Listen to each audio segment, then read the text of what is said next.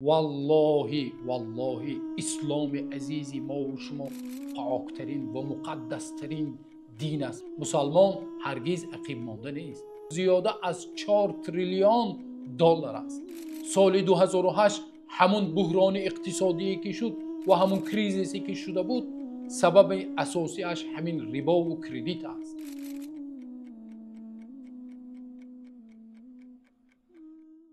الحمد لله و الصلاة و السلام علی رسول الله صلی الله علیه و علی آله و اصحابه و من والاه.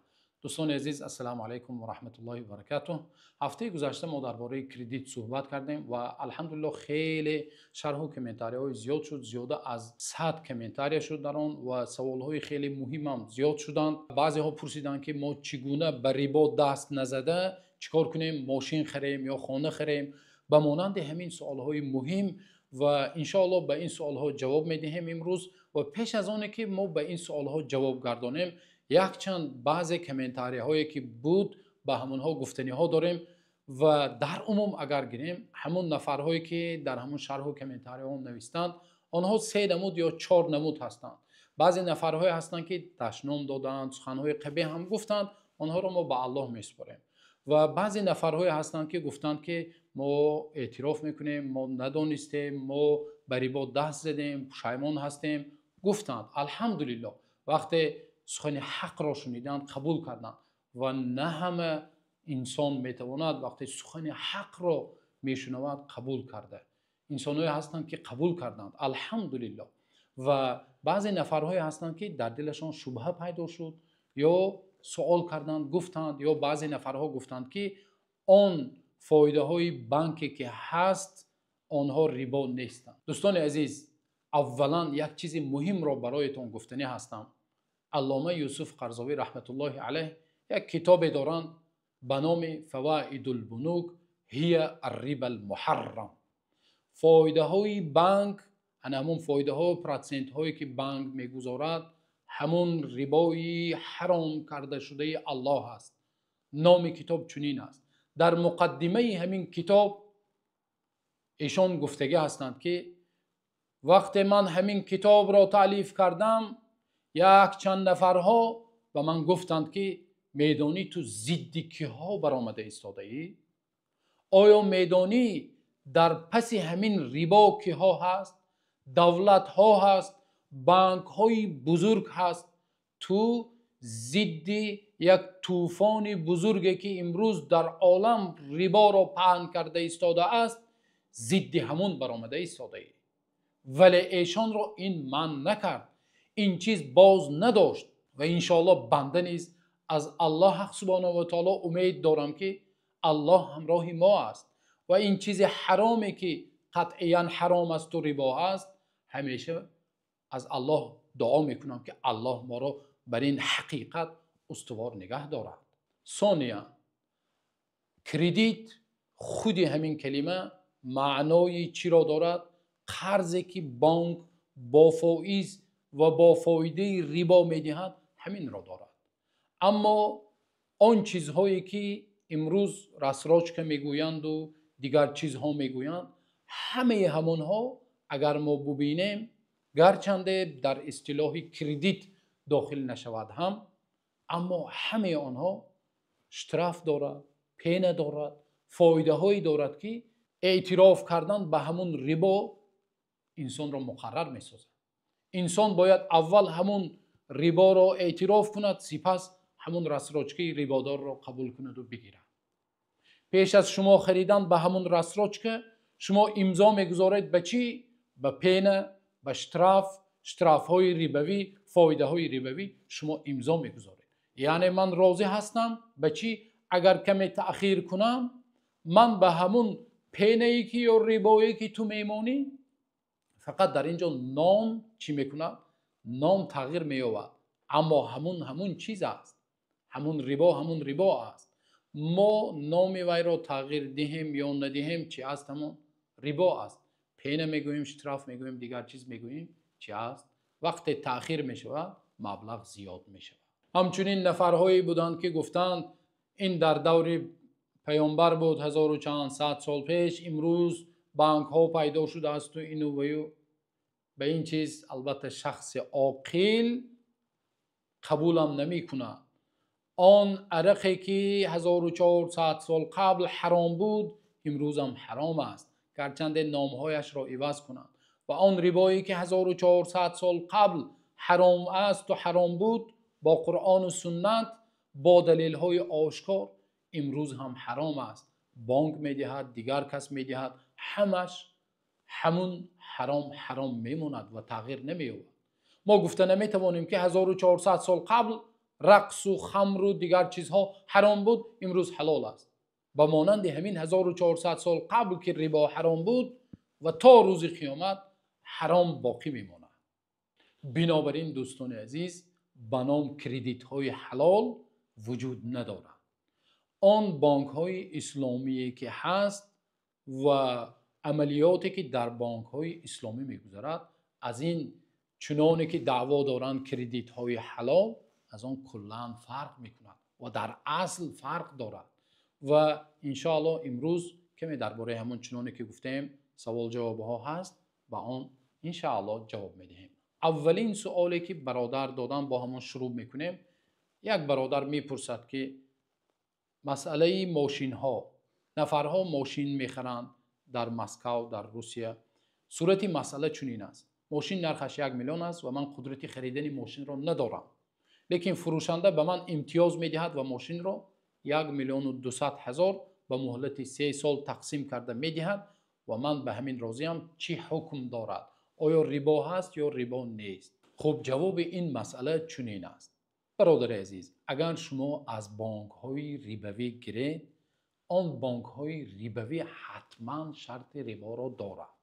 یعنی به 1,200,000 میفروشند، اما اگر شما کمی در سپردنش تأخیر کنید با یگان عذر و سبب ها حتما اشتراف و پین دارد. یعنی با از بانک های ربوی گرفتن این مسئله رو میپوشیم و حرام است. اما بعضی برادرانی هستند که برادران مسلمان خدا ما تاجیک هستند یا از دیگر ملت ها مسلمان ها هستند، بعضی ماشین ها رو به اصطلاح پدویکوب میدهند.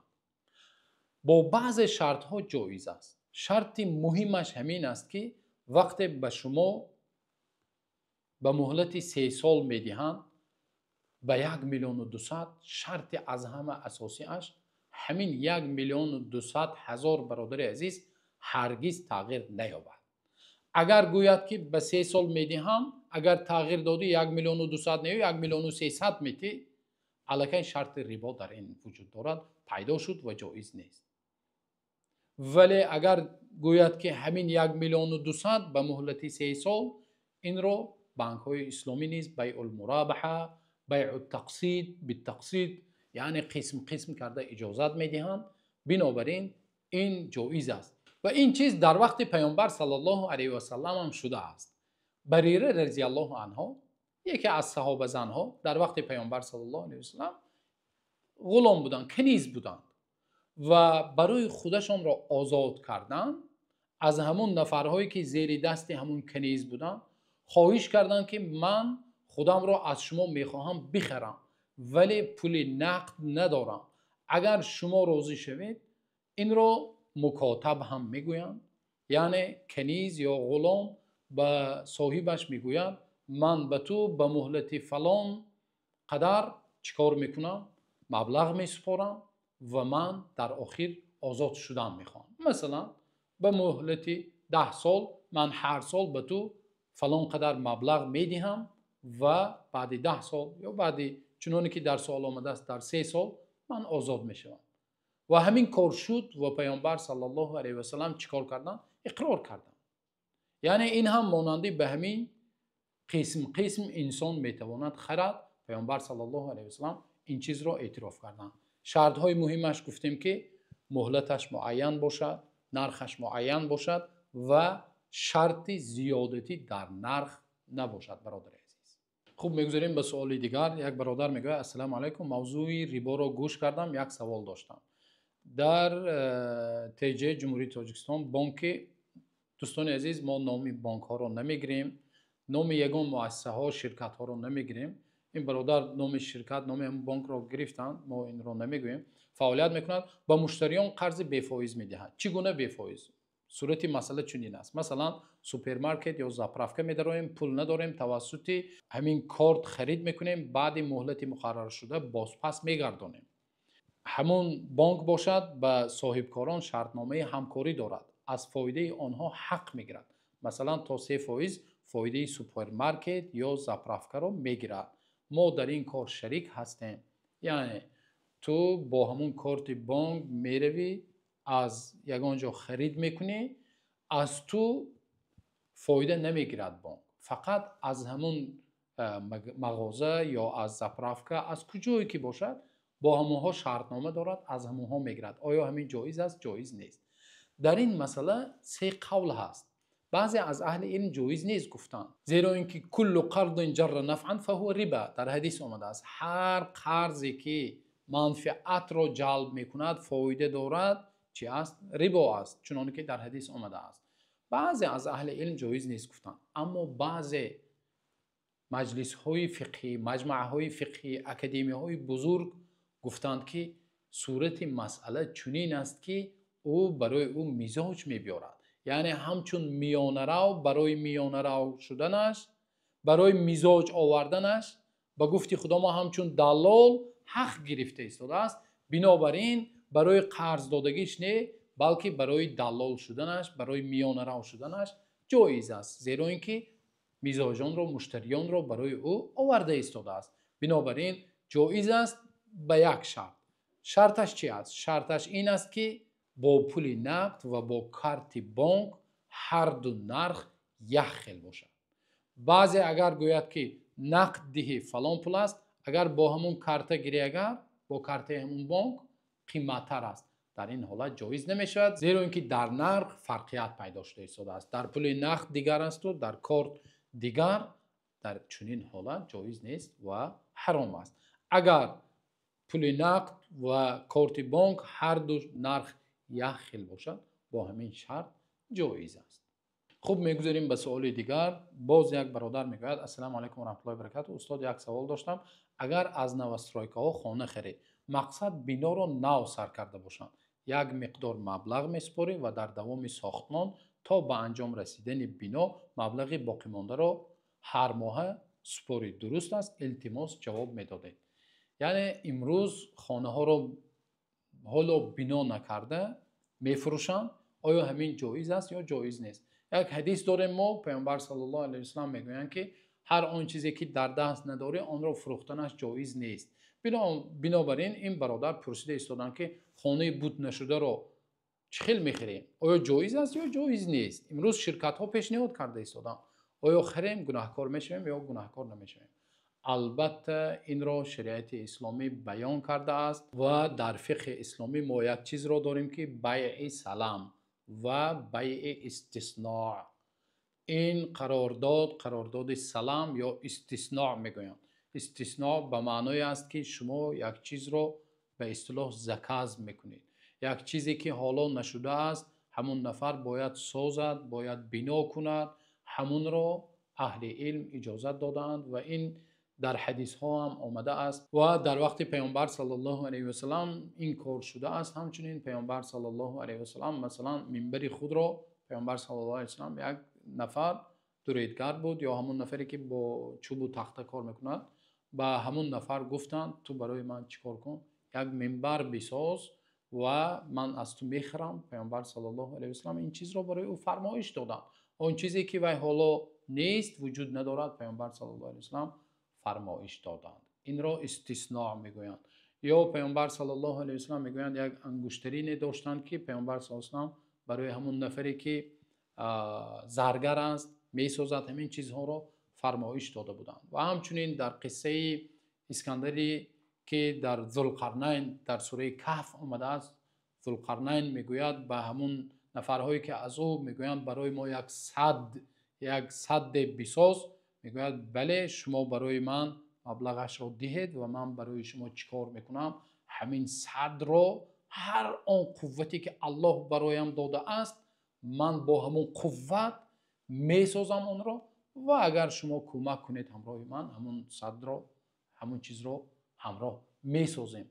با همین دلیل ها اهل علم گفتند وقتی تو میتوانی اگر سازنده باشد، اگر همون انسان یا شرکت ساختمانی داشته باشد، تو میتوانی مبلغ را قسما بدهی یا یک قسمش را پرداخت کنی و باقی مانده این مبلغ را در مهلت چی باقی مانده دهی. شرط هایش چنین است. شرط هایش همون خانه ای که سپرده می شود، کوادراتش، مساحتش و هر آن چیزی که باید معین شود باید معین کرده شود. و همچنین در چندم آشیانه است، بنا چه خیلی می شود، چند آشیانه می شود، هر آن معلوماتی که همون خانه را معین کرد باید معین کنه باید معلوم باشد. همچنین شرط دیگرش باز همون به مبلغش باید معین باشد. وقتی مبلغ نامعلوم شد یا خانه و شکل خانه نامعین شد، الکی جایز نمی شود. وقتی این چیزها معین شد و در مبلغ در نصفی مثلا بنا در مبلغ زیاد نکنه، باز همون شرط ریبا پیدا نشود، انشاءالله با همین شرط ها چی است؟ این خرید و فروش سلام یا در مذهب ابو حنیفه همچنین باز روشن‌تر کرده استثناء، یعنی یک چیز رو طلب کردن و خواهش کردن، فرمایش دادن تا اینکه برای شما ساخته یا تیار کرده آماده دهند. و در آخر صحبت دوستان عزیز، برادران و خواهران عزیز، آنهایی که میگویند شما فقط حرام میگویید و آنهایی که میگویند شما ما را 1400 سال عقیب میکشید و شما عرب پرست هستید و دیگر یا اسلام به عقیب نشینی دعوت میکند، با آنها جواب گفتنی هستیم که والله اسلام عزیزی ما و شما پاکترین و مقدسترین دین است و همیشه ما و شما رو به پیشرفت و ترقیات دعوت کرده است و میکند و این اسلام عزیز ما را از چرکینی ها و از تاریکی ها به روشنی ها و پیشرفت و هم در این دنیا سعادتمند و هم در آخرت سعادتمند میگرداند. الله حق سبحانه و تعالی میگوید الله ولی الذین آمنوا یخرجهم من الظلمات الى النور. الله دوست آنهایی که هستند، مؤمن هستند، آنها را از تاریکی های کفر، از تاریکی های همین عقب نشینی، از تاریکی های حرام و گمراهی و دیگر شرک و دیگر چیزها به چی میبرد؟ به نور دعوت کرده است. و پیامبر نیز صلی الله علیه و سلم ما و شما را همیشه به آباد کردن و بنیاد کردن این دنیایی که ما و شما استقامت داریم به همین دعوت کردند. مسلمان هرگز عقب مانده نیست. شما میدانید امروز موافق استاتیستیک بانک های اسلامی یا آن عملیات هایی که حلال است، میدانید سرمایه‌اش چقدر است؟ سال 2014 موافق مجله بیت المشوره که این چیز را استاتیستیک گرفته است، 4 تریلیون، زیاده از 4 تریلیون دلار است. دنیا امروز پیش رفته ایستاده است. حتی همون عالم غرب امروز امریکا و اروپا هم به همین چیز روی آورده ایستادند، با بانکداری اسلامی، عملیات های اسلامی موافق شریعت و آن چیزی که شما گفته ایستاده اید برعکس امروز تورم یا همون اینفلاسیونی که میگوییم از سبب همین سبب اساسی اش ربا شده ایستاده است. سال 2008 همون بحران اقتصادی که شد و همون کریزیسی که شده بود، سبب اساسی اش همین ربا و کردیت است. تورم را پیدا میکند و سبب اساسی انفلاسیون و تورم همین است برادران عزیز. اما این اقتصاد اسلامی که حلال است و الله ما و شما را به این چیز امر کرده فرموده است، وقتی ما این چیز را قبول میکنیم برعکس پیشرفت این دنیا، سعادتمندی این دنیا و سربلندی آخرت ما و شما میشود انشاءالله. بنابراین امروز عالم به این چیز روی آورده ایستاده است. امروز مردمی که حتی مسلمان نیست از این چیز جستجو کرده ایستاده است، به قول الترناتیو جستجو دارند. یک چیزی که جایگزینی این بانکداری ربوی که امروز عالم را احاطه کرده گرفته است، این چیز را الترناتیو یا جایگزین بر عوضش جستجو کرده ایستاده است. الله را دعا میکنیم که الله حق سبحانه و تعالی ما و شما را همیشه بر حق استوار گرداند و هم در این دنیا و هم در آخرت سربلند و سرفراز و سعادتمند بگرداند.